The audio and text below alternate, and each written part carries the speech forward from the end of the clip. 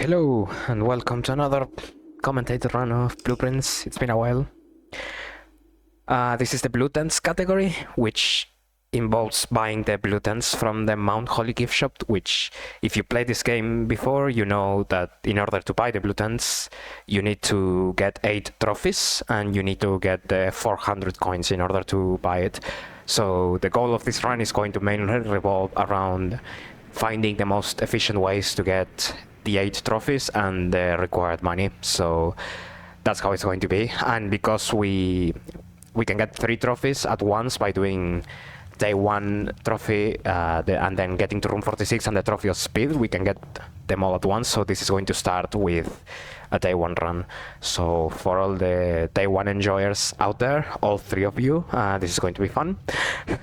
So to start, I start with a running shoes dye closet, which is kind of an interesting one because for speed purposes, if you have running shoes, you can actually run a little bit faster. So the way it works is as you are like accelerating, you start at Simon starts at the same speed as normal, but if you keep the longer you keep running, you start gaining more speed as long as you have the running shoes. So it doesn't save too much time inside the house, but it does save quite a bit of time when you are outside, especially when you're running towards the north lever and stuff. The start here is fairly standard, at least for the way I usually play. I like to open after the north closet. I like opening east and taking some of the useful rooms out immediately. Usually parlor is pretty ideal, and some of the useful dead ends, the dead ends that actually give you something for it. So storeroom, utility closet, and so on. I'm taking the lavatory, even though I could possibly risk redrawing and hoping to get utility closet, which would be much better. But if I don't get that end, that's going to leave me in some problems later. Here I'm hoping for a 3-door room so I can get garage and continue moving forwards. I don't get it immediately, so that's going to be, it's always a bit of a pain when you get into these situations where you don't know how you're going to get garage, really, especially when you get this sequence of traps where you just can't get out of rank 3 easily. This is one of the most common ways to just get dead-ended in the early game. There's not that much you can do about it. It just kind of happens sometimes. I do get the sledgehammer here, and I left the trunk in the bedroom, so now I'm going back for it since it's pretty close.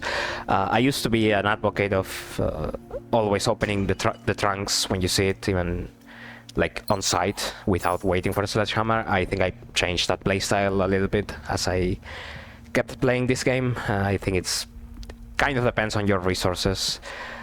Here it's important to not take Great Hall from the secret passage. The reason I took the secret passage was so I could take some room that has a lot of doors, and usually the green rooms are good enough to do it, and of course you're going to get one for free, as most people know.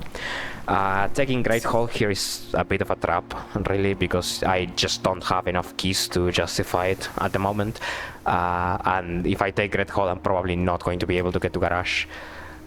Or maybe I will, but it's way too risky. Speaking of risky, I kind of had to take Passageway here, but Passageway is an interesting room in day 1 because it's a very good room, obviously, but you usually don't have enough gems to support it. And I also took security as well, which is one of the best rooms in day 1, but again, it leaves me with 0 gems, and you usually don't want to be on 0 gems. It's a very precarious situation, and it's especially bad in a situation like this where I haven't actually made it to garage yet. Very importantly, I do set the security to high before seeing this key card that was here, and that's an important thing I want to talk about because I think it's a very common beginner mistake to set the security to low, because it's like, I don't have a utility closet yet, so I should be setting it to low for now. I think you just set it to high immediately because you're going to get the utility closet eventually. It's just a very common room, and it's a room you're looking for like 50 different reasons. So just set it to high, and that way you can start getting security doors early, and later you will be able to open them. I managed to draft a put warder, even though it wastes the path because it was basically a dead end, but I needed the gem very desperately, so I had to take it. I'm still on 0 because I had to draft the garage, so this is still a bit scary. I need to be careful, and I need to find ways to. I need to find some way to get another gem, at least one, but ideally more than one. I get the billiards finally, so here my execution on this dartboard puzzle is not great. So for some context, this is the first time I'm doing a blueprints run in like over a month, and I'm extremely rusty, and I don't make too many major mistakes, but I do make quite a few micro mistakes. So you're going to see like some missed menus and stuff like that, like just happened. At least I did execute most of the major strategies, I guess. So that's the most important thing. I get a silver key from that billiards, and usually when you are on day 1 and you see a silver key like that, it usually means you are doing pull and pump. In most cases, that's you kind of have to immediately shift to, okay, I'm going for a pull and pump attempt, and you kind of have to start planning around that immediately. So the most important things for the pull and pump run is, first of all, you want to.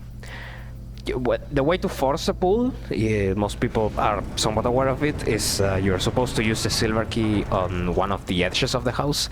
And because it's a 3-door room and you can't get any 4-door rooms, then the game is going to give you all 3-door rooms as part of the draw. So you're hoping that one of those ends up being the pull. But you can take it a step further as well, because what you can do is you can curate the deck mostly to get rid of all of the 3-door rooms in your house, which are in your deck, which are the rooms that you are going to be wanting to draft anyways. Here I don't do it immediately, so like here I have an interesting choice where I could lose 13 steps and get an extra door going north, and keep the gymnasium in the pool. I end up picking that. Like, I want to get rid of 3-door rooms, but I also want to use them efficiently, right? That's kind of important as well. And obviously it's very nice to keep at least some of them for securing an anti-chamber connection. So here I get another interesting choice, because I could pick dining room for steps or gymnasium for having security doors and saving more keys. I end up going for the dining room. I think it's consistent with my decision to spend 13 steps to get that weight room earlier. It also has this north door, and specifically because I have the workshop in the deck or remaining, and because I'm getting all of the standard rooms now, right? So I'm getting gymnasium, dining room, and stuff. I'm expecting the workshop to show up relatively soon, and it's not that I care about the workshop, it's that I want a straight path into rank 9, and that's kind of why the north door from the dining room works fairly well, and it pays off here. I do get the workshop. That's kind of keeping track of what rooms you have left and which rooms are going to be showing up soon, basically because you are drafting everything else already. And gymnasium and conference room are still left, so I was hoping for one of them here. So again, that's why saving the 3-door rooms kind of allows you to have an easy path into the antechamber instead of having to rely on a 2-door room turning the right way, which a lot of people had very bad experiences with that on day 1, especially. So here I'm kind of thinking, because I want to commit to using my silver key now, and I want to make sure that this guarantees with 100% certainty that I'm going to get the pull.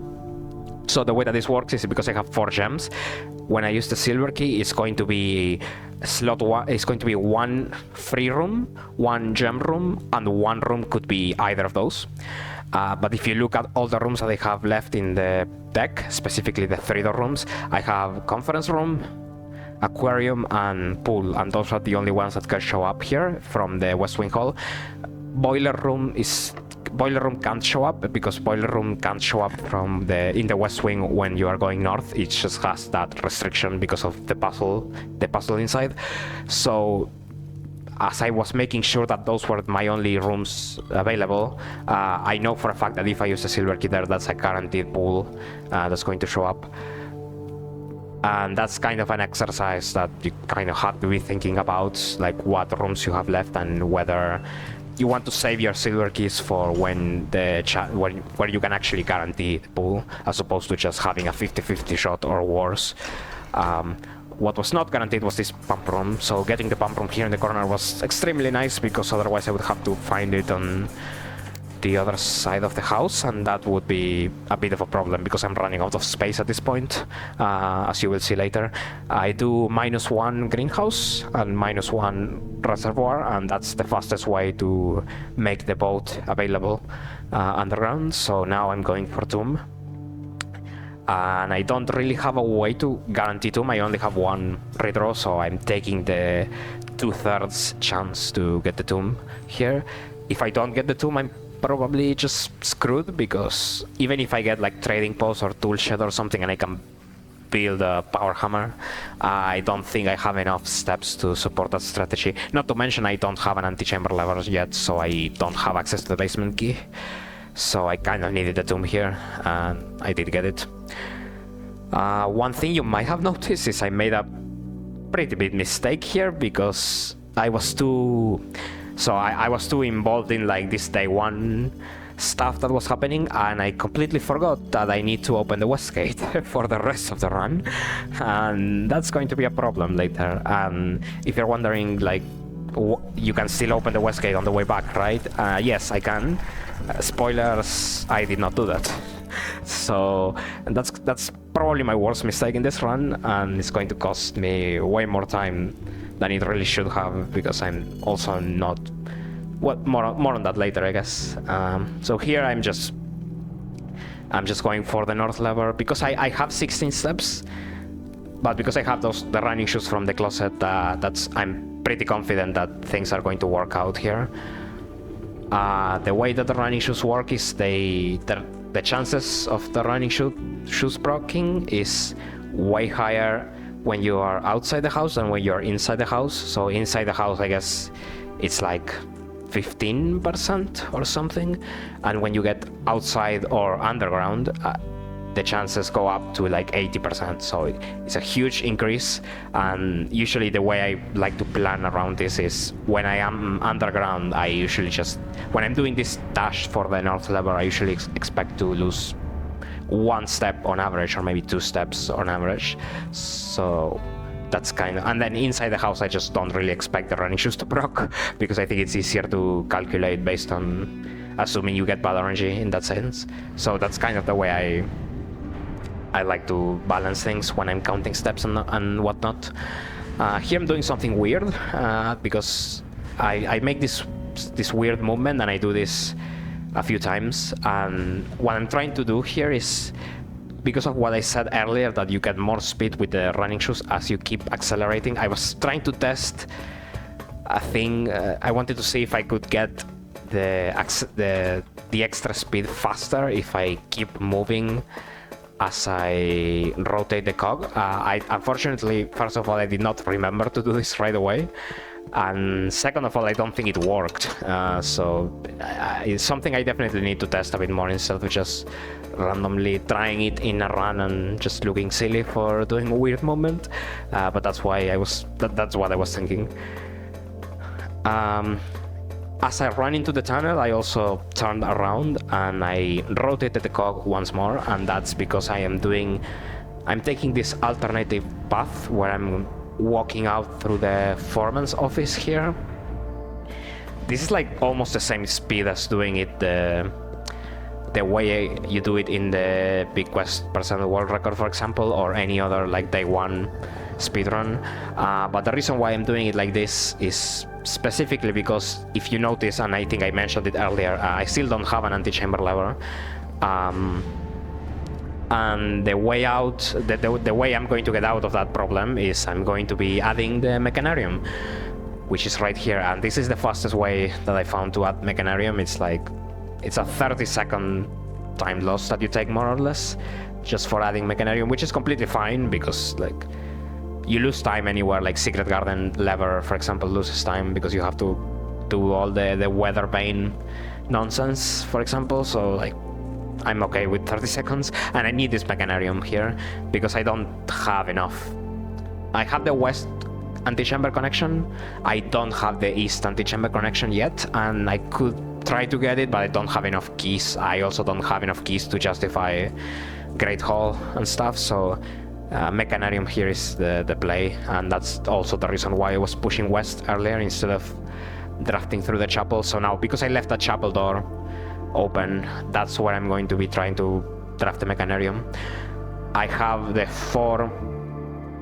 I would say the four most common mechanical rooms to get in this situation, which are security, utility closet, workshop, and pump room. So with those four mechanical rooms, anywhere I put the Mechanarium is going to be enough to guarantee that I get the antechamber lever, so I don't really have to worry about blocking doors or whatever. I just need to find the Mechanarium, which has the same rarity as Great Hall, so it can happen. It can also just not happen and screw me over. I kind of have to play for it and see. So this is the upgrade list that I took from the tomb. I do get this billiard upgrade, so I always take Speakeasy, and the only reason for taking Speakeasy is it basically makes the dartboard puzzle, you can just solve the dartboard puzzle in one click, and so it just saves time whenever you do the dartboard puzzle.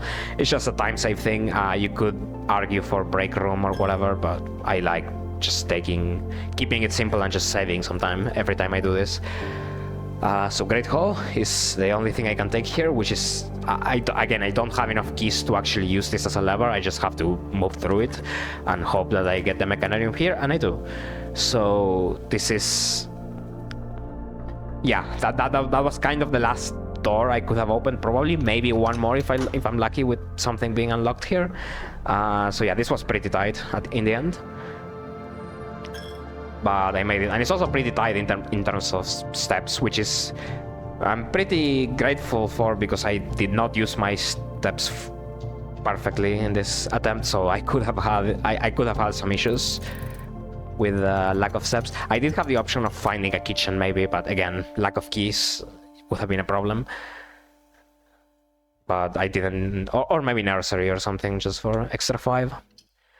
Okay, so I finished day 1.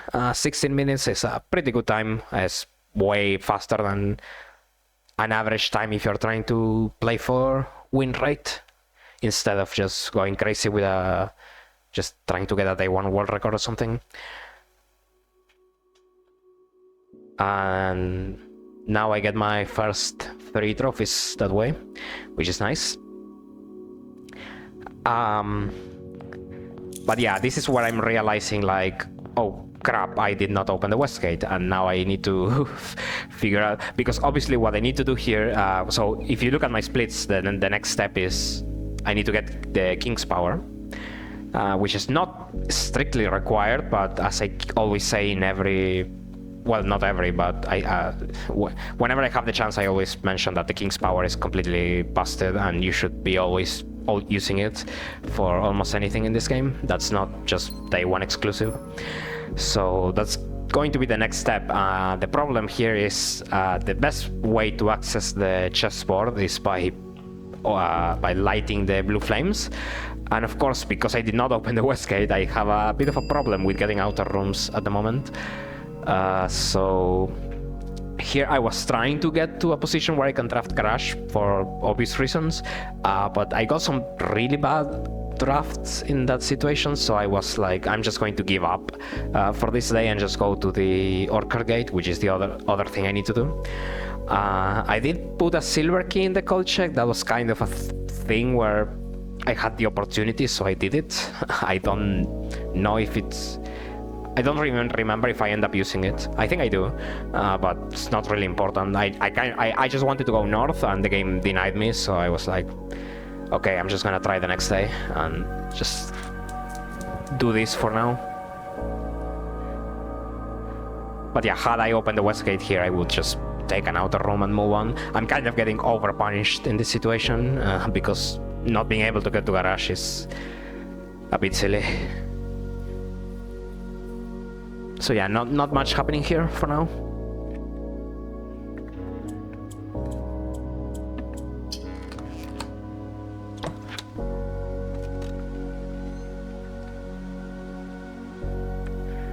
I need to actually remember to drink some water, like unlike last time, where I just talked for 2 hours straight or something. So about the route that I'm doing here for the rest of the trophies. So the King's Power is obviously set up for what's coming later. The other important thing that I'm looking for, like I did mention, like I picked up the upgrade disc from the tomb on day 1. The important thing that I'm going to need here is an electric aquarium upgrade, the electric eel aquarium upgrade. So the idea here is going to be, as I'm going to have another day here where I'm just going to be trying to get the Westgate, hopefully. So the idea for long term is going to be, I'm going to want to get the electric aquarium upgrade, and the reason for this is I'm going to execute a strategy that's going to allow me to get effectively an infinite amount of dice, and with that I'm going to be using an infinite amount of dice and generally just an infinite amount of any resource that I need. So I can get basically any amount of keys, any amount of gems, etc. So the way that this works is, if you have the overpowered Blessing of the High Roller, which gives you 5 coins each time you spend a die, as one of its 2 effects, you can basically spend dice, get 5 coins for it, get 5 coins for it. Then in the laundry room, if you have a powered laundry room, you have an option for swapping dice with keys. And of course, in the normal laundry room, you also have an option of swapping coins for keys. So the way that this is going to work is you spend a die, you get 5 coins, those coins get converted into keys, those keys get converted into dice, sorry. And all of a sudden you have 5 dice, whereas before you only had 1. If you keep doing this, you can basically create a positive feedback loop where you end up generating as many dice as you could possibly want, and that's going to be the main idea. The reason why you need the electric aquarium for this is, first of all, you need the laundry room to be powered, and boiler room doesn't really work very well for this strategy. Like, you can use it, but there is a big consistency issue with the boiler room because, first of all, there's no like, laundry room is a rare room, boiler room is not the most common either, and there is no real way to force both of them to come up together. Like, first because of the rarity issue, and then also because of the fact that boiler room has a lot of drafting restrictions. Like I mentioned in day 1, for example, you cannot get it in the west wing when you're going up, and you also can't get it when you are piercing, which means you're drafting perpendicular to the wing, so from the east or from the west. And there's a lot of other problems with just drafting a boiler room in general. And like I said, laundry room is a rare room in itself. But if you use the aquarium, the thing about the aquarium and the laundry room is that they are both shop rooms, so they are both yellow rooms, and that's where the King's Power comes into play. So if you use the King's Power on yellow, you can get both of the rooms at once. You can get them very consistently at once, and that's going to ensure that you can actually power the laundry room on demand, basically. That's the idea. So that's going to be the long-term plan here, and with all of these resources, you can get some of the hardest trophies in this game in a consistent way, specifically the sweepstakes trophy, which, if you attempted to do the sweepstakes without some sort of infinite redraw strategy, you might know that that's a very hard thing to do. And in fact, I don't know if you can do that with 100% consistency or even with a high consistency rate without using some sort of infinite redraw strategy. And I'm also going to use it for the 9 classrooms, for the diploma trophy, which is the other quote-unquote hard trophy that I'm going to go for. That one, you can definitely get it without some sort of elaborate strategy like this, but since I'm already doing it for the sweepstakes one, I can also use it for the classrooms. And the nice thing about it is that you can actually you can put multiple things into one day. So unfortunately, the classrooms and the sweepstakes are a bit incompatible because the classrooms being a two-door rooms, they don't really work with a dead end trophy. You just cannot get dead ends and 9 classrooms in one day usually. But you can actually get other things, like for example the full house, which is kind of comes for free with the sweepstakes because you want to be filling the house anyways, and the trophy of wealth, which is also very free in this case because the blessing of the high roller is constantly generating money, so it's very easy to just buy out the showroom with this strategy. So this just kind of works out to the point where you get exactly 8 trophies, the last one being the roommate trophy, which is a very easy one. And yeah, and you can just fit this into two really big days, one for the schoolhouse and one for the sweepstakes, basically. And that's what's going to happen here. Right now I got the hovel in the previous day, so I got that blue flame out of the way, and I wanted to do a thing here. I did talk about this in the throne run, in the throne person run, where you try to get chess, and as you get chess you also try to get the final blue flame in the same day, which is a bit risky, but again I got some really bad drafts at the beginning again, so I thought that if I'm going to attempt a risky strategy, I might as well just bail out and again restart the day so I can get a better start, because early game in Blueprints is important. You want to build a good house layout so that you don't waste paths, you have well-placed defense and whatnot. So because I didn't really get a good start here, I was thinking, okay, I'm just going to get an outer room, make it easier for me tomorrow, either by getting another blue flame or by getting a blessing of the high roller so I can get some dice for the chess attempt. That was kind of my hope, and I did get the schoolhouse. So tomorrow I don't have the extra pressure of you also need to get the extra blue flame to do this. That's the idea. And now I can just restart it and hopefully start with a better house layout from the beginning. So yeah, I think that's mostly what the route is going to be about. There are some finicky stuff at the end that I need to be doing, but I will talk about it when the time comes. So this is the chess day. This is the one. So I did talk about chess related strats when I did Throne Percent. I will mention some stuff again here. So the most important thing is you want to get the king piece and the queen piece. Usually the other ones will just happen naturally. So for the king piece you absolutely need the office. For the queen piece you can either go for her ladyship's chamber on the west wing by drafting south, or you can get a study. Study is something that if you fill the entire house, there's a fairly decent chance that you're going to see study, but there is no... Oh, this was an interesting one. Yeah, so I drafted blind here out of the dark room. I forgot I did this. In this case, I think my reasoning was this is a very early dark room. If I don't get the correct rooms, it's not a huge deal. And I have another path to the east, so... And because this is not day one, so the difference here is utility closet is no longer a common room. It's now a standard room, because it becomes a standard room after you open the west gate. So the way that this works is that there's no guarantee that I'm going to be drafting utility closet here. And that makes the dark room a lot worse as a room. So getting the dark room out of the way there, it's like, okay, I'm using both of the doors.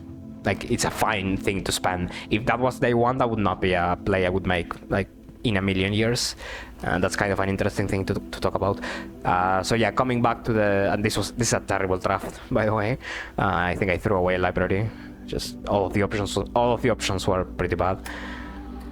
So yeah, if you fill the entire house, you are fairly likely to see a study usually, but it's not guaranteed, so you could potentially get screwed about it.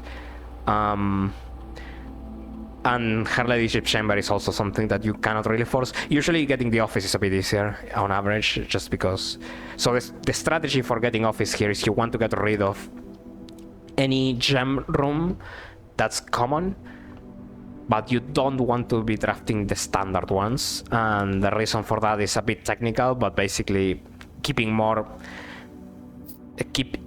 Getting the common rooms out of the way makes the game give you the standard ones a bit faster, and keeping more standards prevents the game from jumping into the next rarity, which would be the unusual ones, which is also why I didn't want to draft the locksmith in that corner. As long as you keep with that strategy, you can usually, and again, as long as you fill the house properly, which is why layout is important, you can usually force any gem standard room that you want to draft, whether it's office for chess or pool for pool things, or laboratory or something. Any room for that rarity that costs gems, you can usually force it. That's kind of a tip for the bingo enjoyers as well, I guess. People like to complain about pool not showing up or whatnot, so there we go. That's why, so I'm drafting, so I got security out of the way, I got drawing room out of the way. I could have gone for passageway there, but I think it's too expensive at the moment. But that would have been another way to get a common room out. But I'm not drafting observatory, I am not drafting laboratory. Pool is okay because it adds locker room, so you're trading 1 for 1. So you're getting pool out, but you're getting locker room into the deck. But walk-in closet is another one that I'm avoiding. So all of these rooms, I'm trying to just keep them in the deck until the game decides to give me office. And the common ones I want to draft. So passageway gets drafted, security gets drafted, courtyard gets drafted, and so on. I hope that makes sense. Obviously, you need to know the rarities for this, and you need to know the dynamic rarities, because the rarities in the directory don't always reflect the way that the game actually works internally. So it requires some technical knowledge about the game, which might make it hard to follow, but I'm trying to sort of mention all of the rooms. Anyways, here I get to the west wing, because I managed to finally go all the way around, and I do manage to get HLC, Her Ladyship Chamber. I was fully prepared to spend my reroll there if I didn't get it, but thankfully it wasn't necessary. And the nice thing about getting Her Ladyship Chamber in particular is that it also has the upgrade disc, and like I said, I need the electric aquarium upgrade to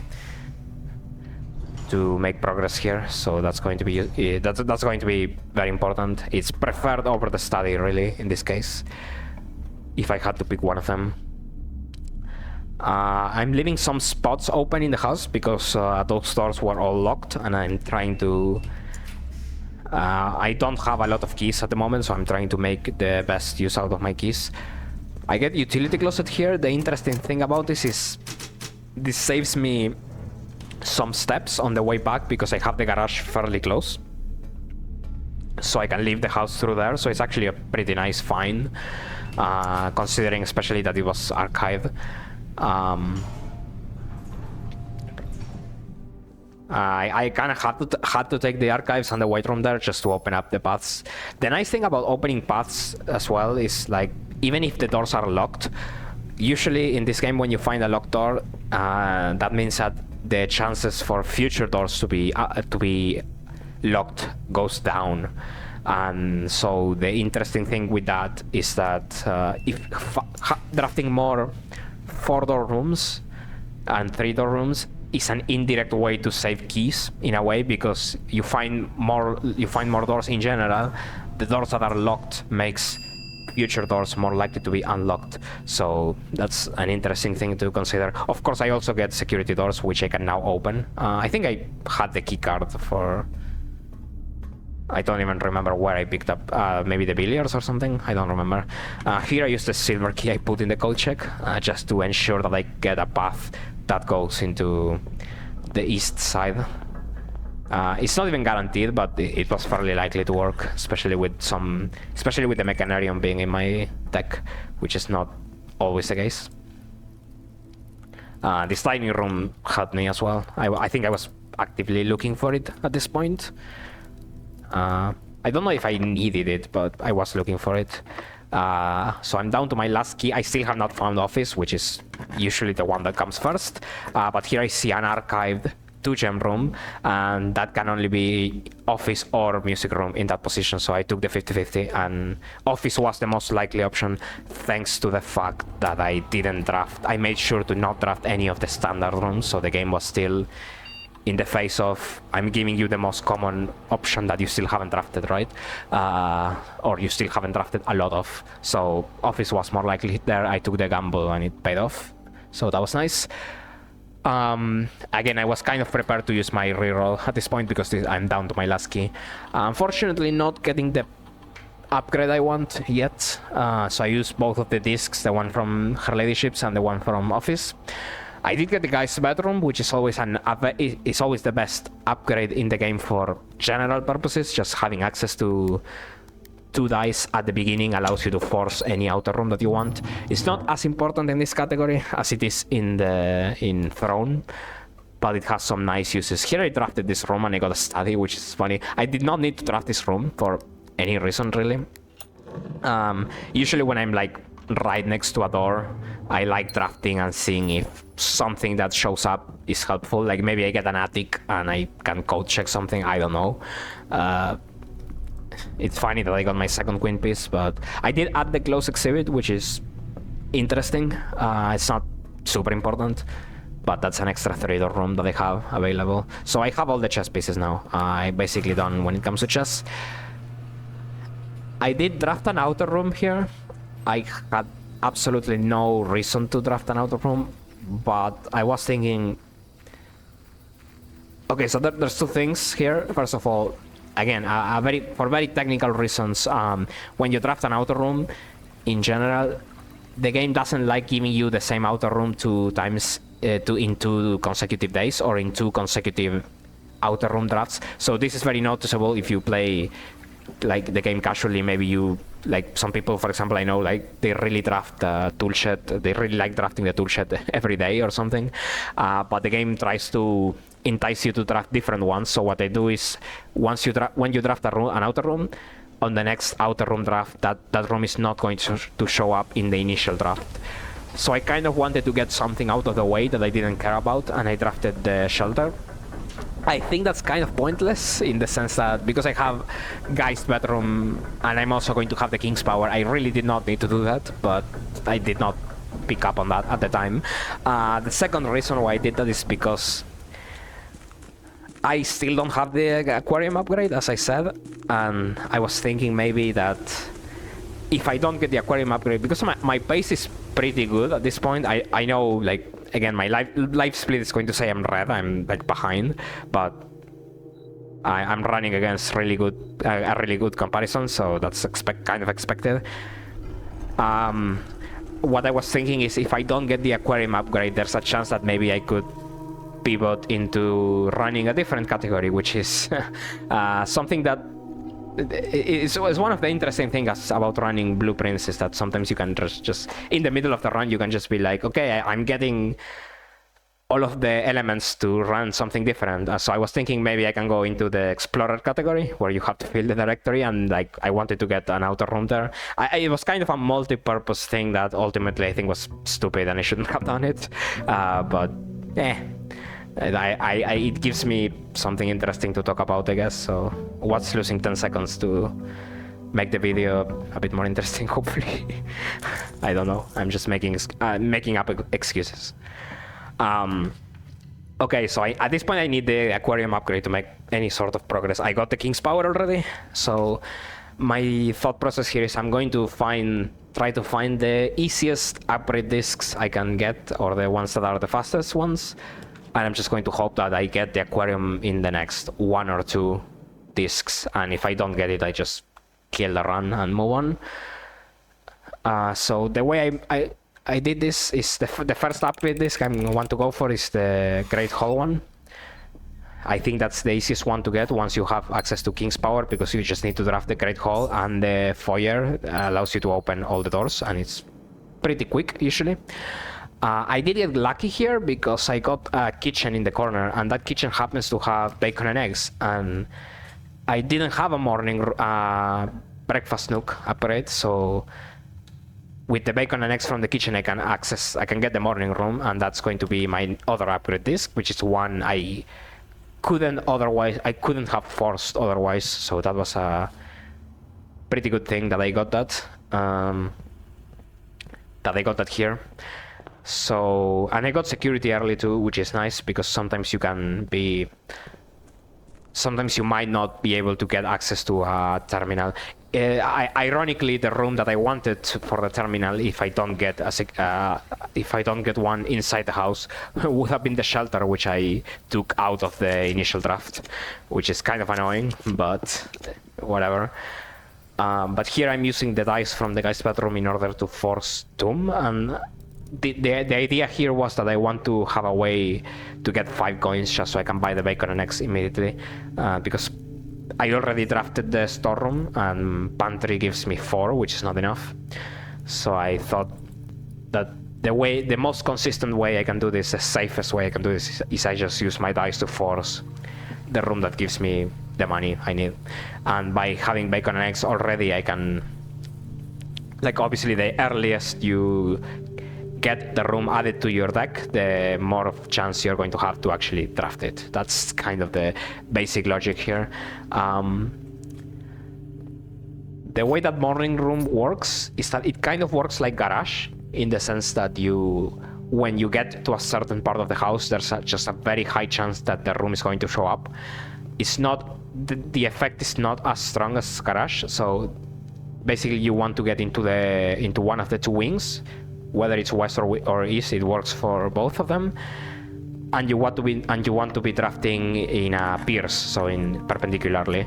And when you do that, I think the chances of getting morning room as a special weighted draft is like a 70% or something, which is not as high as the garage chance, which is 90%, but it's still pretty good. So this was my first attempt at it, and I did not get the morning room. Which you can see that I was expecting, so I was hesitating a bit on what I should do. But of course, I have the another chance on the other wing, and I do eventually get it in this one. And something quite nice that happened here is that I found the car keys inside here, which means I have access to another upgrade disc as long as I can draft garage, which I do have access to because I drafted that west wing hall on the other side. This draft is kind of pointless on the... I think I'm looking for foyer, but at this point I should have realized, and I do very quickly realize, that I no longer need foyer, because if I draft the garage, I get 3 keys, and that's enough to open all the great hall doors anyways. Just like the lever, the upgrade is in the great hall can only show up in the 4 corners of the room. So if you're looking for either the lever or the... Oh, I don't get garage here. I did not remember that. Interesting. I guess I ended up circling my way around to it. So yeah, if you're looking for either the great hall lever or the great hall upgrade disc, you always look in the corners, and they are usually on opposite sides of each other. So if one of them is on the left, the other one is going to be on the right. So that's the way that you can narrow it down, whichever one you're looking for, whether you're looking for the disc or for the lever. In this case I have 4 keys, so it doesn't matter, but if you have 3 keys or 2 keys, it's good to know that there is some sort of strategy in the order that you should open this. So yeah, here I found the lever, so I go into the opposite side immediately. There's no reason to open the one on the same side. So now I have 3 keys, 3 upgrade discs, which means I have 3 shots on getting the aquarium, and my idea was, if I don't get it in this 3 disc, I'm just not going to continue this run, because it's a bit too hard to get upgrade discs at this point. I already got most of the easy ones, so would be too much time lost at this point. So first upgrade is a storeroom, which is a nice one, but not the one I'm looking for. The second one is a parlor one, which is also a very nice one, but also not the one I'm looking for. And guess what the third upgrade is going to be? Surprise, surprise. I think everyone sees it coming. Because otherwise we will not have a video here. Oh, it's the aquarium. Surprise Pikachu face or whatever. um, so yeah, I got my electric aquarium here. This grind for upgrade discs ended up wasting like 6 minutes or something. So yeah, something that could obviously be saved with perfect RNG. The problem, of course, with this category is between having to get day one, having to get a quick chess, and having to get the upgrade for the aquarium. Having a run where everything goes smoothly and as fast as possible is going to take some very insane RNG. And this day one was fast as well, so I'm very well on pace. Like this pace is really good, despite the fact that it could easily be like 10 minutes faster, which is just how Blueprints goes. You just have a really good run, and you still look at it, and it's like this could be 10 minutes faster. But meh. That is the game we are running here. So yeah, the only thing I have left is to get the Blessing of the High Roller, which is very easy thing to do. I just need to get like one. I just need to get one more coin because it costs 3. So that's why I put the king on blue. I was looking for either storeroom or pantry, which are the easy ones. And the shrine here is guaranteed with 1 reroll. So interestingly, the way it works is the blue filter works in the outer rooms. As you can see, I just get all the blue rooms. Because there are 4 of them, you are not guaranteed to get shrine on the first one. But with shrine specifically, if you don't get it on the first one, you are guaranteed to get it on the reroll. Interestingly, that does not apply to all the blue rooms. So for example, if you, with Toolshed, if you don't get the Toolshed in the first 3 because you get all the other 3 blue rooms and you reroll, sometimes you don't get the Toolshed in the second one. That's just I guess arbitrarily the dev decided to order things in that way. But at least it works for Shrine, which is the one I care about, so good for me.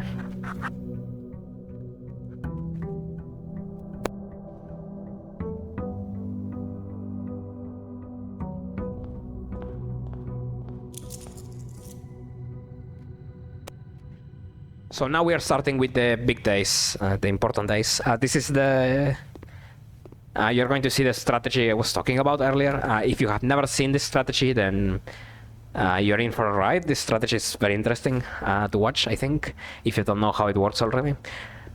So I put the king's power on yellow, and so now I'm expecting to get all the shop rooms.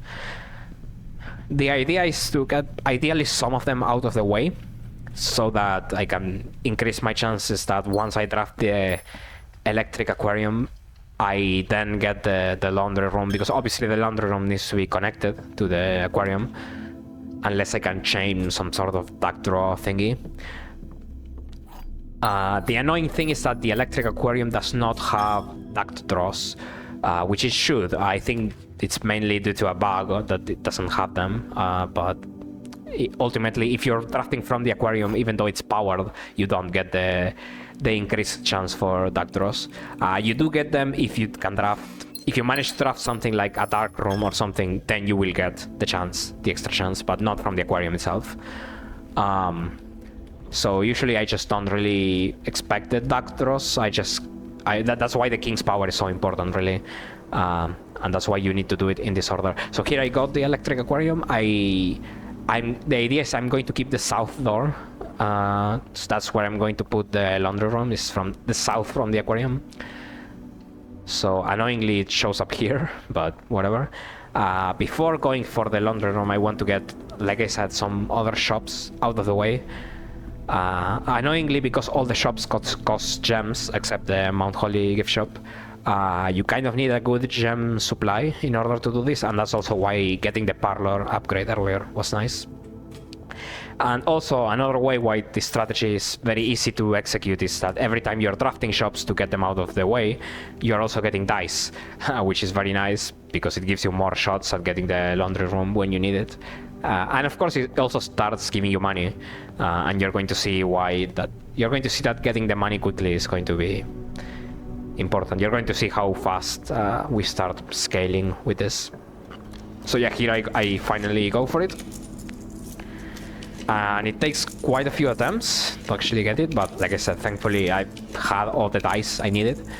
and I eventually get it on the 4th, 5th roll, something like that.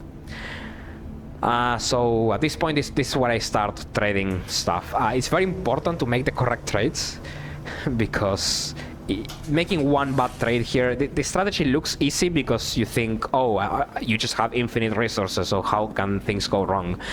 Things can go very wrong if you don't trade correctly in general. So the first thing that you want to do is you want to get the dice. Because obviously that's the way that you're going to be generating money, and that's the way that you start this whole positive feedback loop going. I'm also going to the outer room now to draft the schoolhouse, because the goal in this day is going to be the diploma, so of course I need the schoolhouse. Annoyingly, the schoolhouse was in the initial draft, which is not in the initial draw, which is not what I wanted, because I was hoping that I could spend some dice in the outer room as well, and that would get me up to 6 coins at least, because what I want to do here is I want to swap keys for dice, but in order to get the swap I need 5 coins to pay for it. So if I had used a die in the outer room, that would give me enough money and that would save me some time overall to have it done this way. But because it was in slot 3 of the outer room, I cannot reroll, because if I try to reroll, I'm not going to get the schoolhouse. It's actually guaranteed that I don't get the schoolhouse in that situation, because outer room cycling is like a perfect cycle, so you never get repeats until you exhausted all the options. So yeah, I have to go all the way there, spend a reroll, and now come back, and now I can actually make the swap. So I already have 23 dice, which is obviously quite good. Now you might notice that my step count is getting very low, and this is also something that you have to watch out for when you do this strategy. Thankfully there's another trade that works, because the other thing that you can do with the powered laundry room is you swap gems for steps, and that's the way that I'm going to get the steps back now. So it's a very interesting thing where basically the laundry room just provides every single thing that you need. So as long as you do the trades correctly, you can just get every type of resources, even steps, out of it. But of course I had to be, so here I spent a bunch of rerolls. I ended up drafting the gallery. The important thing is I already had an option to draft the gallery earlier. But the important thing there was to get the money, because now when I make this swap, which is going to be, so I do this in a very particular order, right? So I swap dice for keys here. Then when I swap keys for coins, I'm going to be left with 6 coins. And that is just enough so that I can make another swap. So now I can swap keys for dice and end up with 71 dice, and do this all in the same trip. Because what I used to do this in a very inefficient way, which was the naive way to do this, which is, okay, if you want to get dice, first you need to get keys, then you need to swap keys into dice. If I do that, then I'm left with no money, so I have to come back here, make another draft to get money, so I spend a reroll so I can get money, and then I need to come back to the laundry room. By doing it this way, which is a very unintuitive way of making the trades, like the order is not the one you would expect. By doing it like this, I can just get all the dice in one trip, and I don't have to come back to do it twice, basically. Meanwhile, I'm solving this puzzle. So the interesting thing with the gallery here is that each of the individual letters, whenever you click on them, there's like a cooldown of you just cannot cycle to the letters quickly enough. Like I don't know how to explain it properly, but basically you just cannot spam click. You cannot spam click. You have to. There's a delay between each letter cycling. So the fastest way to do it is to do it the way I am trying to do it, which is to juggle all the letters at the same time and try to. While you're waiting for one to become available, you swap to the next one. This is very hard to do. It's much harder than it looks like, and I managed to make it to do it without making any mistakes, because very often what I do is, because I'm going too fast and I'm trying to multitask and doing all the letters at once, I end up overshooting one of them, and that's really annoying because then you have to cycle all the way back. Like if you wanted the T, for example, you have to go all the way back to the T again, and it ends up losing you time. I also didn't do it too quickly. Like I was very safe on it because I haven't done the puzzle in like 2 months or something, so I couldn't quite remember how many times I had to cycle through each letter to get there. So at least I remember the solutions, the words, which I don't think I'm going to forget, but it's just a very iconic puzzle, I think, to not remember it. Infamous, maybe, more than iconic, but whatever. So yeah, again, same strategy here. I'm spending more dice just so I can get more coins and so I can keep going for trades. And I'm doing the exact same thing here. So I want steps because I'm on 3, obviously. So if I were to swap steps for gems here, then when I swap coins for gems later, I will be left with 3 coins, and that's not enough to pay for the next trade. Because I made sure to be on 5 gems, when I did this, I can swap coins for gems, then I'm left with 5 coins, then I can make the next swap, basically, and that leaves me with just enough so I can swap for steps. So now I have 96 steps, which should be enough for the rest of the day. I could, of course, be going for more than this, but I'm trying to... Obviously, the more resources you are farming, the slower your day will be.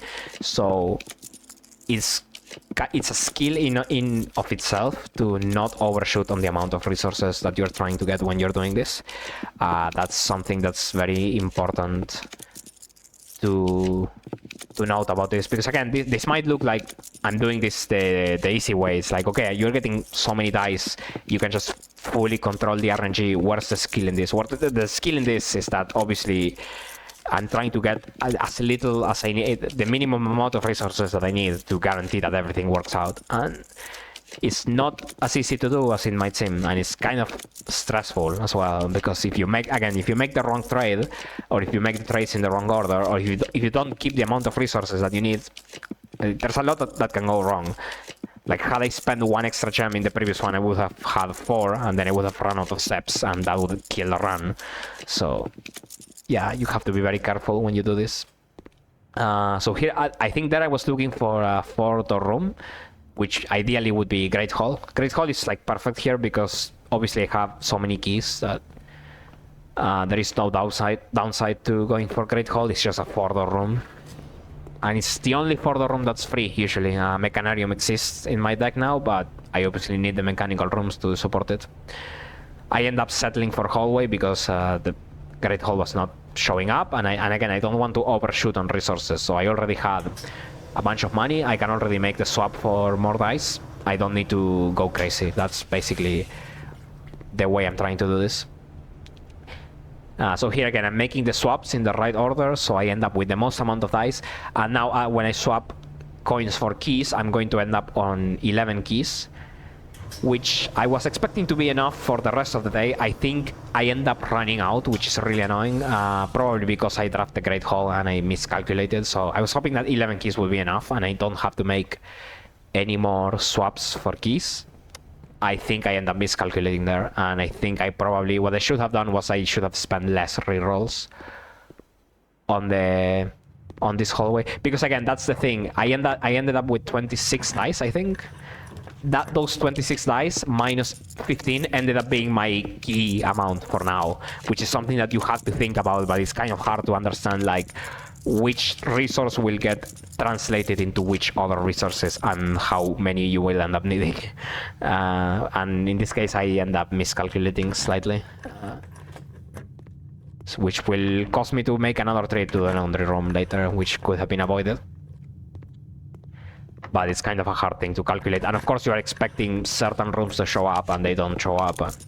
It's kind of tricky to do as well. But yeah, at this point, I'm working mostly on my classrooms. So I didn't really pay a lot of attention to the classrooms at the beginning of the day. But now at this point, I already want to start working on them, because you have to be very, very careful to not run out of space, obviously. Here I'm using the classroom rerolls. I don't know why. You should not be using the classroom rerolls. You should be using the dice, because again, you want to generate money. you don't need the classroom rerolls for this.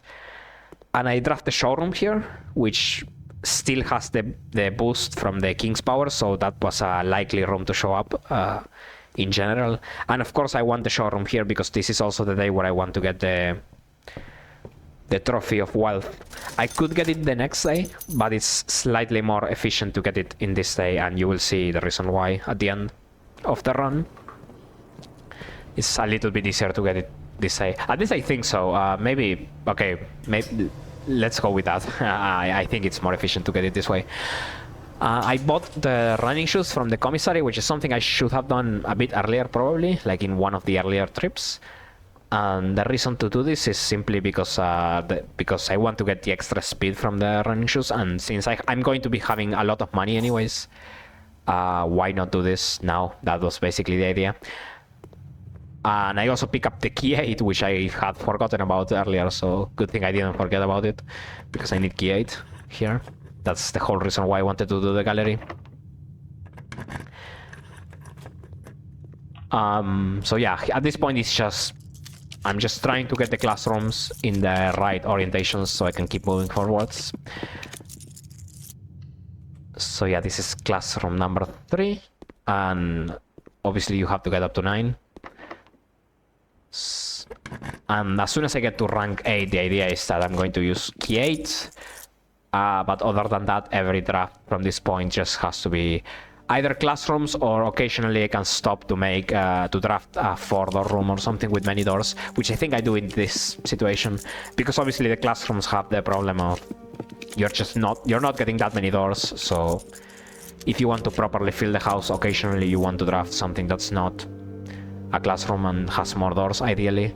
I went for security here, and this is something I usually do when I do these strategies. I usually like to get the security and utility closet early, because obviously the one thing that you don't get automatically from the laundry strategy is access to security doors. So usually I like trying to force the security and utility closet combo early. I think today I don't end up getting utility closet at all. I just avoid security doors completely. This puzzle, this one I usually... So if I'm a bit more de-rusted on the game, I can usually solve this instantly. Like, it's very easy for me to remember at least the scenes usually. Here I hesitate a little more than I usually do, but it's an easy one, I think, to remember overall. So yeah, there's not much going for it. I just put everything in the correct bin. The nice thing about this one is, aside from the trophy, you also get 2 allowance tokens, which is kind of nice because having the allowance allows you to, for the next day, I can get this whole laundry high roller stuff started a bit faster. Just having the extra 6 coins or 4 coins or whatever at the start of the day allows you to start generating money a lot faster.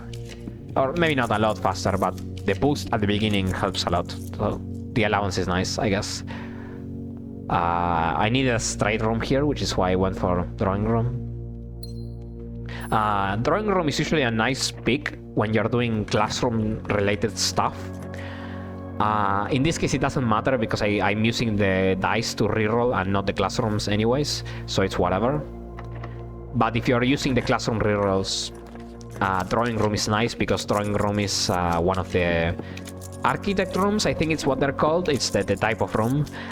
Basically the classrooms, it will give you extra rerolls in your classrooms, because that's what the classroom does, is you get rerolls for each architect room. And drawing room and library are the ones that you have to draft. By the way, library, when you draft the schoolhouse, library has an extra like 35% chance to show up or something. Like it shows up a lot. So schoolhouse not only boosts the chance of getting classroom, it also boosts the chance of getting library, which is completely irrelevant, but it's a nice detail, I guess, that I thought I would mention. Here I'm kind of getting screwed, so you notice I'm not getting a single classroom for a while. And I think what ends up happening, and this happens sometimes in blueprints for some ridiculous reason, is that so each spot in the house and each direction that you draft has specific restrictions on what rooms can appear there and what rooms cannot appear there.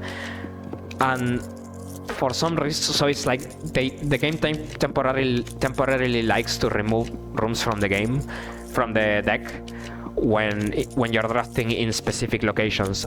For some reason, I think that happened here, and I don't end up getting classrooms in this particular square. I don't really see a reason why that should be the case, because this should be a valid location for drafting classrooms. But yeah, at some point I realized, like, hey, I'm not getting classrooms for a while, something is going on, I'm just going to draft something random and keep going instead of being stubborn and keep rerolling, which I think is the practical way to approach it, because this game sometimes has these weird moments where a room randomly gets removed from the deck for one specific draft and there's no good explanation as to why that happens. I've noticed that happen in other situations. So here I think that's what happened, that for some reason the classroom was not an option. And I kind of realized that I was not getting it, and I was like, okay, I'll just move on to the next thing, whatever. Which was kind of annoying, obviously, but at least I picked up on it at some point. And this is the point where I have to go back for more keys, which hopefully would have been avoided. But to be honest, given that I got screwed in that draft, I think I probably wanted more dice anyways, just to guarantee that something like that is not going to happen again, and I'm not going to just run out of dice, which would be the worst outcome. Somehow I ran out of... So at this point I can just guarantee. I also needed more dice because I need to buy out the showroom, so I guess I needed the money anyways. I think I didn't have enough. So yeah, I kind of overshoot it on resources here, but that's the more normal thing for it to happen, is that you end up drafting too much. That you end up re-rolling too much.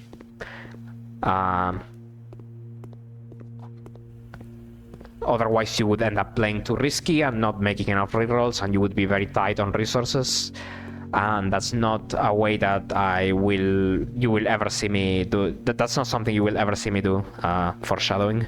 Anyways, so yeah, this is classroom 7, and I do get the classroom very quickly now. So yeah, there was something going on with the previous draft that I cannot really explain, I guess, but at this point the game is playing a bit nicer. You might notice, and you might have been screaming at your screen, because you might have noticed, like, hey, how are you going to draft the 9th classroom? Because the way you're supposed to do it is you're supposed to add a classroom from the drafting studio. I have not drafted a single drafting studio, and I cannot get a drafting studio today, because the way that the drafting studio works, I think, is that you will never get classroom as your first option in your first 3 options. I don't know why that's the case, but I think the classroom is the one that you can never get in the first 3. Unless it's Clock Tower and I'm mistaken, but it's one of the two. But I think it's classroom. But I do have a backup plan for this, because there is another way to get the 9th classroom, which is, I think, less known, but it works perfectly well. Which is a certain room called the Chamber of Mirrors. If you get the Chamber of Mirrors, you add an extra copy of the classroom to your deck. And I did just keep the Chamber of Mirrors, which is the room I'm actually going for, and I did just get it, and I reroll past it. That was not intended, that was a mistake, but thankfully it ends up not costing me anything, because I need to get money anyways for the showroom, and I end up getting the Chamber of Mirrors anyways. But with the Chamber of Mirrors now, I can get the 9th classroom, even though I didn't add it from the drafting studio, which is very interesting. I don't think that's an intended interaction. I think that's just a thing where they just made the Chamber of Mirrors add a bunch of rooms to the deck, and they didn't consider this possibility. But yeah, I don't think they care anyways. It's a nice way to work around it. Anyways, here's the 9th classroom. So I have to do the exam for the trophy, obviously. So these questions never change. So obviously I have my notes in my phone for all of these questions. Something I didn't know when I was playing casually is that you actually don't need to solve. You don't need to get every answer right. I think out of the 46 questions, you need to get like 41, 42, something like that, for it to be considered that you aced the exam. I usually just go for every question, just try to get every question correctly, just in case I like misclick or something, because you cannot change your answers. So in case I misclick, or in case I happen to have one of the answers wrong in my notes, which I don't think is the case, but who knows? Like, there's no reason not to be safe about it, I guess. I know some people who are like have more expertise in like puzzle game speedrunning, are very quick at doing stuff like this, at like reading notes and like inputting answers to puzzles that are always the same. I am not particularly fast at it, so I'm just doing it the safe way. So it takes a while, but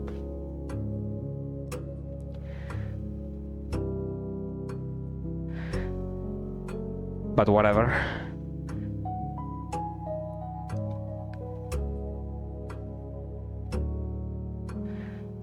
Just letting the music play out for a bit. Okay. So the final thing I have to do here is just buying out the showroom. So I have the showroom already placed, and conveniently I have a door right next to it, so I can just go there and draft and make as many rerolls as I need to in order to get the money. Now, something I should have done here is I should have actually checked which items were on sale, just so I know exactly how much money I need, instead of doing what I'm actually doing here, which is I just went straight for the door in order to reroll, and I was just hoping that I basically just assumed the worst case scenario, like in the case that I get the most expensive showroom that exists, and I'm just going for that amount of money, which is it was much better to actually check which items were on sale and actually just go for that amount of money, because I don't really need the money I don't really need to do anything else. This is the last thing I need to do in this day, so yeah. So the most expensive trophy of wealth that you can get is, I think, is 350. So that's, I think, the amount that I end up going for, in case you get the absolutely most expensive items. It's either 350 or 340, because I never remember how much the ornate compass costs. I don't remember if it's 60 or 50, but I end up going for 350 or 355 or something like that in this one. So I ended up playing it too safe, I think. Probably this was not necessary. And I actually make another mistake here, which is probably the only, other than the Westgate thing in day one, this is the only other thing that I would consider a major mistake here, which is that I had in the moment, I had an idea that, like, okay, because I'm going to have another of these laundry days soon in the next one, why do I not just end the day by drafting a freezer? That should have been obvious, and when have I not done this until now? So here I'm buying out the showroom, and I'm thinking, okay, I could end the day here, but why not draft a freezer? And that's going to help me so much in the next day. Why have I not thought about this before?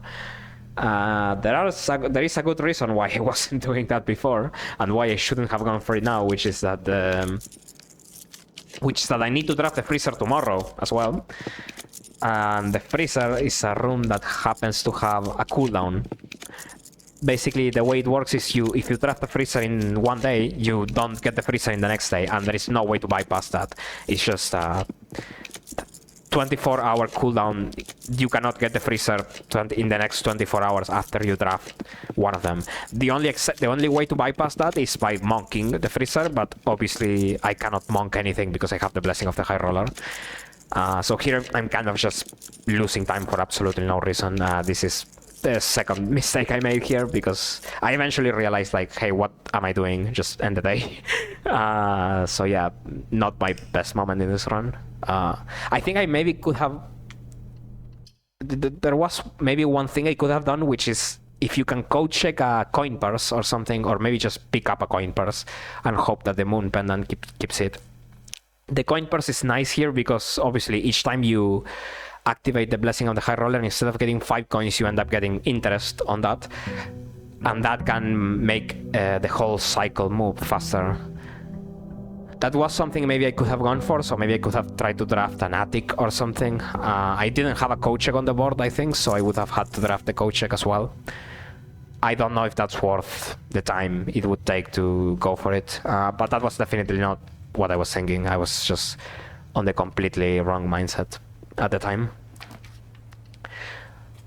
Okay, and now comes the second laundry day. So the strategy at the beginning is going to be basically the same thing.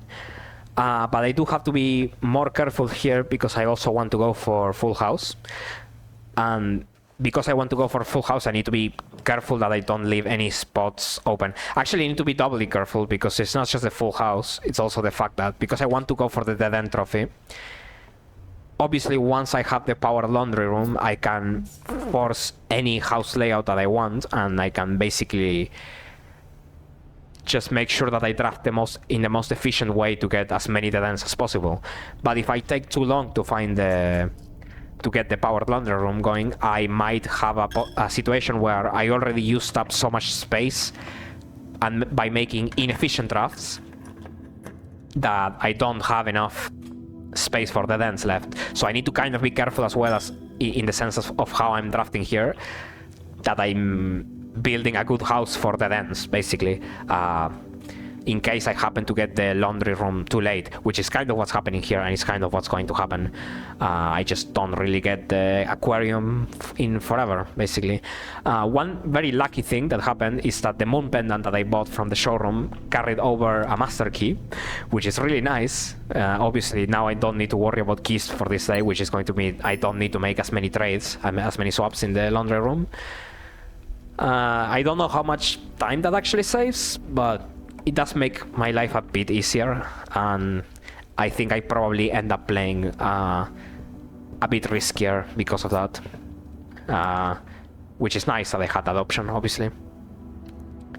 So yeah, the aquarium is not showing up here, so at this point I'm getting a bit worried that I'm going to have to, if I don't get the combo if I don't manage to get the combo, it's not the worst thing in the world. I just have to start a new day, which is obviously annoying. It's time loss, but I can continue the run.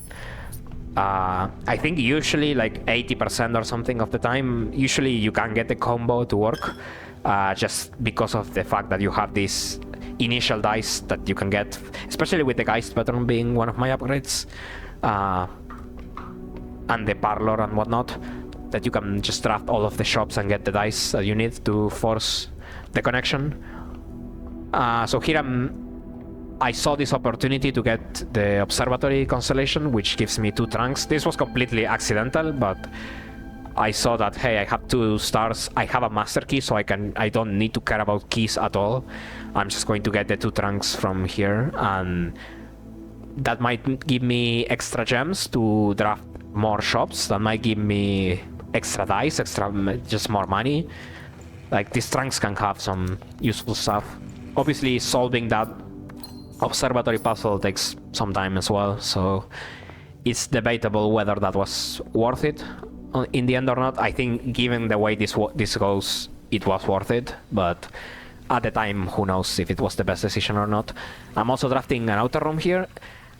Interestingly, drafting an outer room is not required to get the full house trophy, but the outer room itself counts as a dead end, so it doesn't help for the full house trophy. It does help for the sweepstakes trophy, which is not is probably the opposite of what you would expect, I think.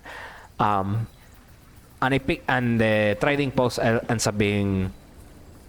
I end up picking the trading post basically because it gives me an extra die just from the blessing of the high roller, and I don't really need anything else in this position. Maybe I could have gone toolshed or something. I think toolshed was one of my options. Here I draft this parlor, which at the time I was thinking, yes, I get 3 gems. Obviously, I want this because I still need to draft the shops and whatnot. But this should have been a dead end based on the house layout. So this is kind of a problem that at this point I'm realizing, wait, I don't know if I'm in a good position to actually get all the dead ends that I need. And that's a big problem, obviously, because if I end up finishing the entire day and I happen to be like 1 dead end short or something, that's a full like 20-minute at least day that I'm spending, and I'm not getting the hardest trophy, the one that I'm actually trying to go for. That could be that would basically just be run over at that point. So me picking that parlor was a bit greedy and honestly could have backfired very badly. I maybe should have just reroll and hope for a storeroom or some sort of dead end that can give me something. At least I did put the dead end on the other side, even though the house layout was not ideal. Like that, there was just a big problem in that column 3. I had to put the dining room just to connect. And at this point, I'm spending my rerolls just to get aquarium because I'm kind of desperate at this point. Like the day has gone on for far too long without me getting the strategy going. At least I get the laundry room first try, which saves me obviously. The problem is I had to put the laundry room on this side because if I put the laundry room on the other side, I lock myself out of a full house. And putting the laundry room on this side is bad for the dents because now I need to start working my way up the east wing, and that's not the most efficient way to get more dead ends usually. Usually you want to be working your way up the center and getting your dead ends on the sides. But now I have to do it this way because I kind of locked myself out with the house layout in this way. I don't know if there's something I could have done about it, because I think when I drafted that terrace in rank 3, I think that was the correct play as well. The alternative was to draft a nuke or something, and that would have been... you don't want to draft 2-door rooms when you're going for the sweepstakes trophy, that's kind of the thing. Obviously, the idea is that you want to balance the fact that you're drafting too many dead ends with the fact that you're drafting the rooms that have a lot of doors. That's usually, even if you're not going for the sweepstakes trophy, that's usually a very good rule for blueprints drafting in general. Is if you need to draft dead ends, you also need to draft rooms that have many doors. It's kind of a balance, right? It's for each dead end that you want to draft, you also need to have a 3-door room that compensates for it, so that you have extra paths to move on. When you draft a 2-door room, that does not allow you to... It extends the path, but it does not allow you to draft additional dead ends. It just locks you onto the same amount that you already have. Hopefully that makes some sense in that way. Okay, so at this point I managed to get the combo going, so at least I'm not worried about that. And I also, of course, the master key is saving me quite a lot here, because I would have to make some additional trades otherwise, but because I have the master key, I can just keep moving forward, and it doesn't matter. What ends up happening in this day is I played this extremely risky, so I did say earlier that you will never see me like not overshoot on resources because I want to play this strategy very safe. I do not play this one safe at all. I actually end up... So those gems that you see there, those 4 gems that I have, I don't think I ever get additional gems for this entire day from the laundry room, at least, which is a bit ridiculous. I don't really know why I did it this way. I think what I should have done at this point is I should have done more rerolls, and then I can trade steps for gems and gems for... I can do that whole thing. And then I would be left with like 10 gems or something. It's kind of again, it's hard to visualize what exactly I would be left with. But yeah, at this point, I think I misplayed this a little bit. Like here I also think I made the inefficient trade that I was talking about in the previous day. Like I was talking about how you should be doing the coin. Like here, what I should have done was I should have traded steps for gems first, then I could have done the whole thing in one trip, like I've been talking about this entire time. Here I did it the wrong way around, so I did coins for gems, and now I don't have enough coins to keep making trades, which I didn't realize until I was watching the run back. I was like, wait, why did I do it this way? This is just worse. I did calculate, thankfully, that I have enough steps to pull this off in this way, but I should not have done this in this way in the first place. There was no reason to. So yeah, I do have a security utility closet combo in this case, so unlike in the previous one, I do actually have a way to open security doors, and in this case I did kind of need it because because of this whole full house situation that I had to lock myself into an east wing path, and when you're locked into one path, if you don't have a way to open security doors, that's a very precarious situation, because all of a sudden there's a lot of rooms that you are scared of drafting because they could lock you out of progression permanently, like conference room or something. You're just scared that you're going to get double security door and you cannot make progress. So in this case, having the utility closet combo is very nice, and of course it also allows me to draft the dark room, which obviously I don't need it, but the fact that I don't have to be too picky about which rooms I draft means I can reroll more. I can reroll less, sorry, which saves time. So yeah, the basic strategy here is I'm just trying to put dead ends in the obvious spots and then just try to... And then whenever it's not a dead end spot, then I just try to draft a room that gives me as many doors as possible. That's as basic as it gets. And again, this is where the infinite reroll strategy comes into play, basically. Like, you not only can you pick which room you want, you can also pick the exact orientation of the room that you want.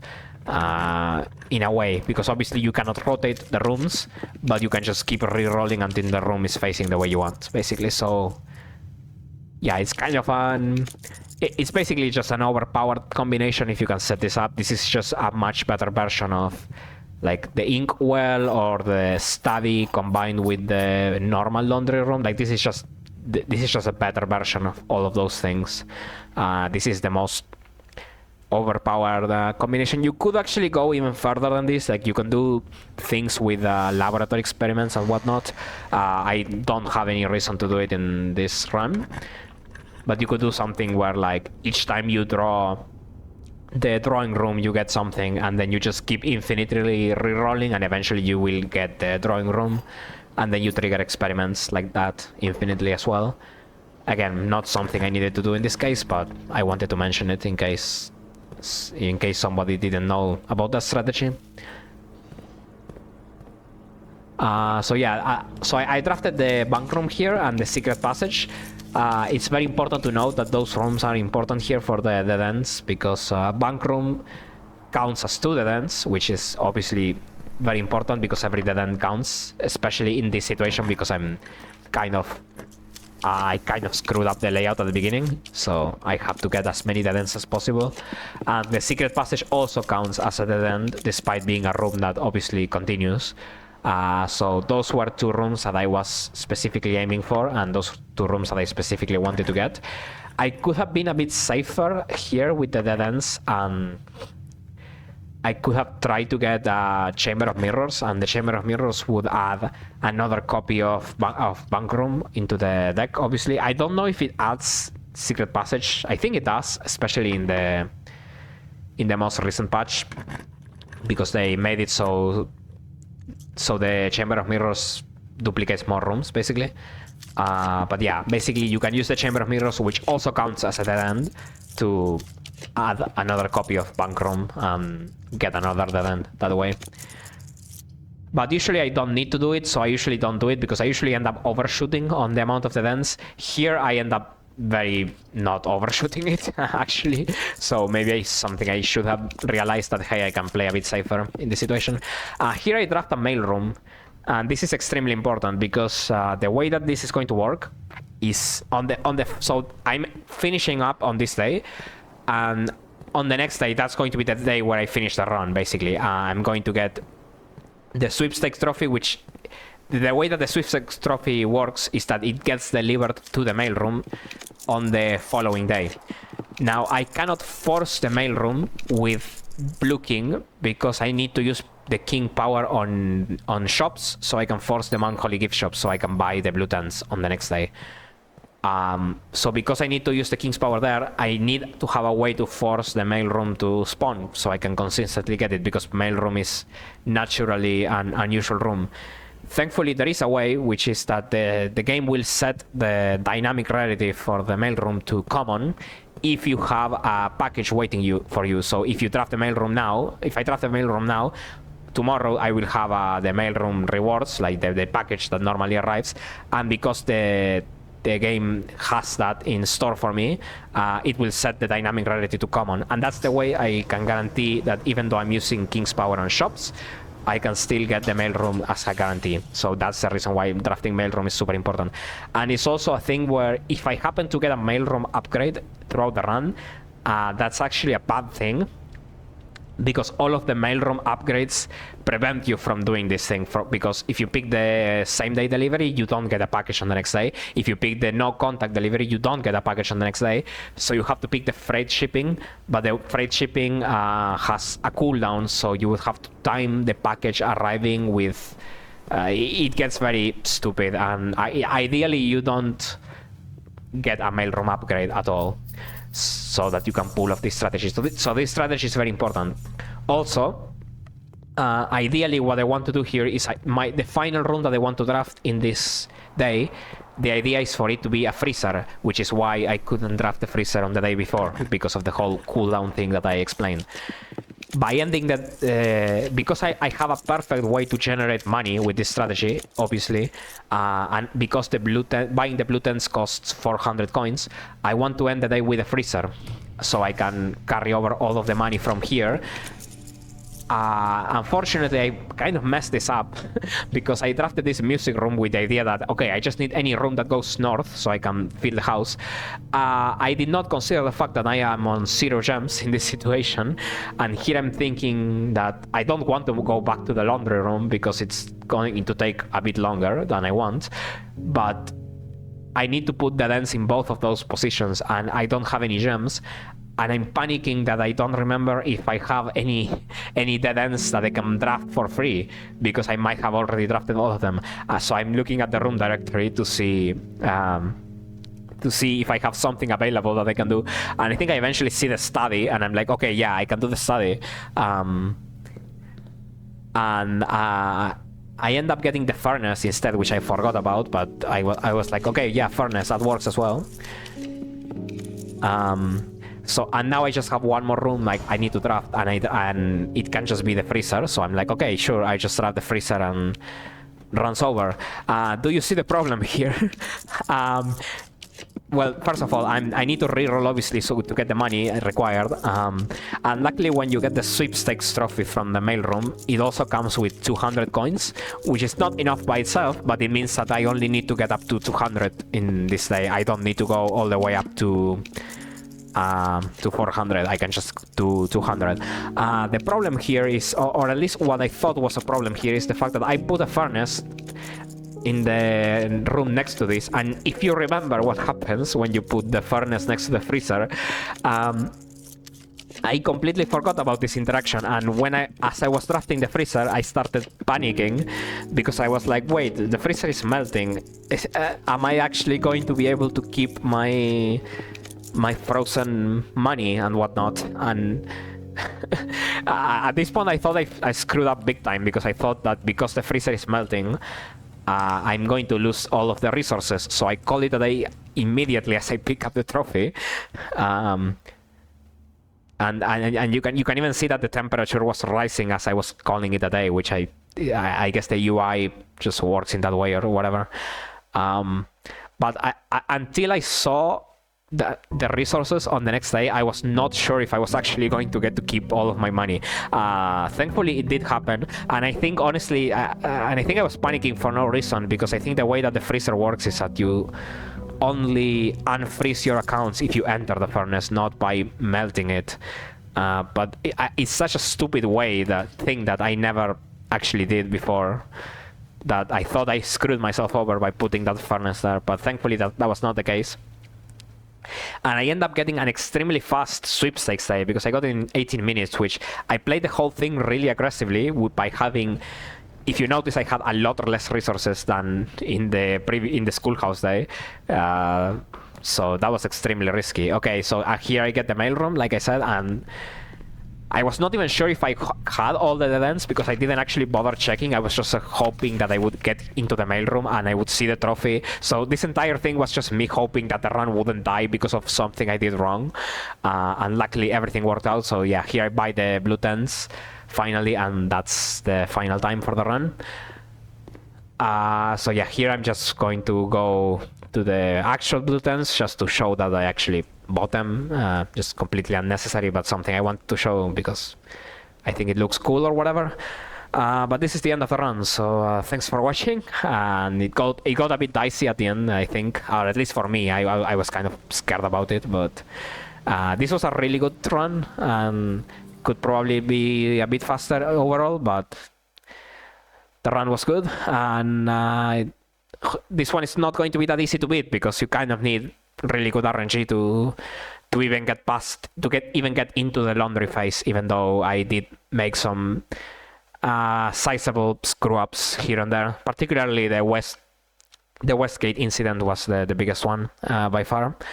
But yeah, thanks for watching, and I hope you enjoyed the commentary. And see ya.